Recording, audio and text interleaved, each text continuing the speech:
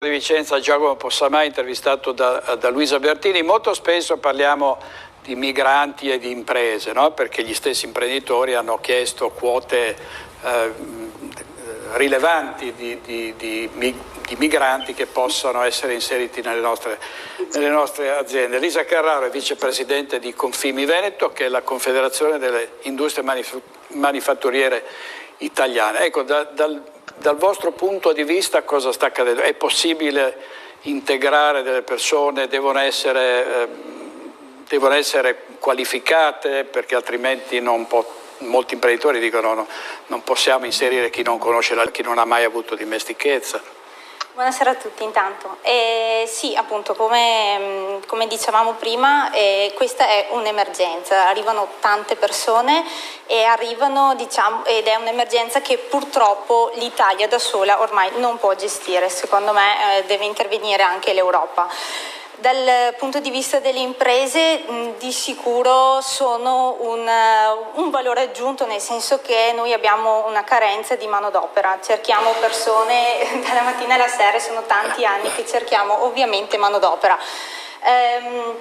Questi migranti devo dire che arrivano sia brave persone che anche meno brave persone. La cosa intelligente sarebbe appunto sfruttare queste brave persone e formarle in modo che possano integrarsi nel miglior modo possibile all'interno del mondo del lavoro, ma non solo per noi, anche per loro stessi, per la comunità. E questo secondo me è la cosa principale da fare. Infatti Appindustria Vicenza so che sta attuando con Caritas e col prefetto di Vicenza, sta attuando una formazione proprio per la lingua, o comunque li sta formando nelle materie che noi aziende abbiamo bisogno di certe figure, quindi stiamo cercando di formarli più specificatamente possibile. Una cosa mi viene da dire che questo problema non è un problema che c'è da adesso, ma c'è da tantissimi anni, nel senso che secondo me è frutto di riforme sbagliate fatte negli anni, che ci sono stati anche dei passaparole tra di loro, quindi anche i migranti arrivano qua illegalmente quando magari si può arrivare qua legalmente.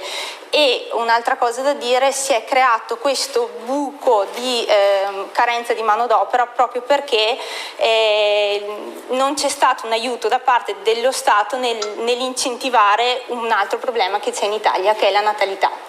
Secondo me, se veniva incentivato questo con vari aiuti o con altri tipi di riforme, di sicuro non avremo questa enorme carenza, quindi non saremo così costretti a ricorrere ai migranti e avremo di sicuro le generazioni che vanno avanti, ecco, mi viene da dire. Lei la denatalità la combatte, fa parte di coloro che la combattono, perché tra un mese è in dolce attesa, sì, come si diceva una volta, quindi tra un mese nascerà una bambina, si può dire? Sì, sì, si può dire, si può dire.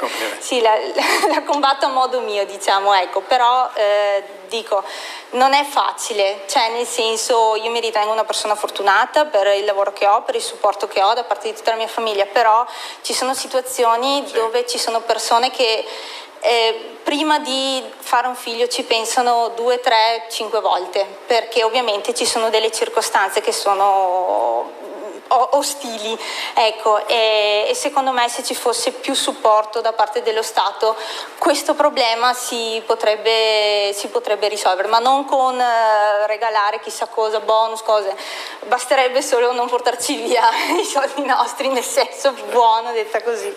Ecco. No, tra l'altro noi abbiamo raccontato molte volte anche le difficoltà delle donne che lavorano in azienda o che vorrebbero lavorare in un'azienda, si sentono dire ma lei si è appena sposata, quindi probabilmente ti chiedono proprio se intendi mettere su famiglia, per cui è diventato difficile anche, no? Far fronte a richieste di questo genere. Sì, è diventato difficile, ma non per un discorso di né cattiveria né di interessi. Secondo me c'è più anche qualche volta una sorta di paura da parte dell'imprenditore, proprio per un discorso anche di sicurezza e in più appunto perché non c'è un supporto da parte dello Stato che ti aiuti anche te imprenditore a dire sì, prendo una ragazza e nel momento in cui sarà costretta a stare a casa ti do la possibilità di sostituirla, cioè, ci sono vari metodi che si potrebbero fare, che si potrebbero attuare, che però